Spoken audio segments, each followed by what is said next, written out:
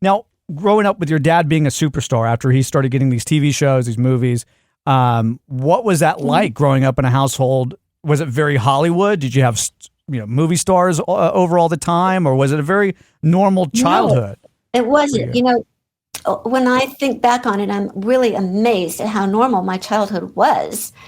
Well, I lived in a town called Glendale in Los Angeles. It's it's a small town, and it's surrounded by mountains, which is appropriate. My father grew up in Morgantown, West Virginia, which is very mountainous as well. So when he relocated out to Los Angeles, he gravitated toward the mountains. And we lived in Glendale, which was like a very small community, very small town, I wouldn't say it was Mayberry-like, but in a way it was, just because it was a small town. Yeah.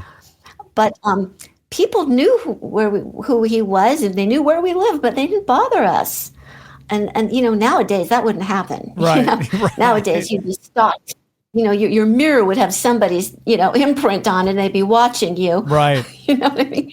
But back then that didn't happen, and my problem was I wanted to be an actress myself, and Dad didn't think that was a good way, a lonely life for a child. So, but in the end, I kind of got my way. Yeah, I was going. So when you started doing all this, following his footsteps in entertainment, obviously you said he didn't want you to pursue that path, but eventually you did.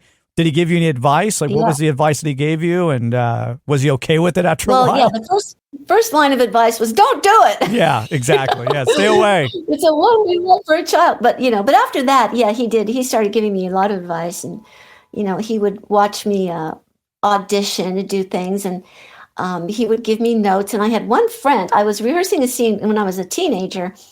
I had a friend of mine, David Hogan, and he and I had a scene we were doing from a play, Butterflies Are Free, which is about a blind guy. And so he was having trouble mastering that blindness. And my dad happened to walk in that day, and he said, what are you doing? And I said, we're rehearsing a scene. And David is working on the blind. And so he goes, blind, blind. My father takes the script from him, and he just sort of walked around, and he captured the blindness absolutely perfectly. Wow.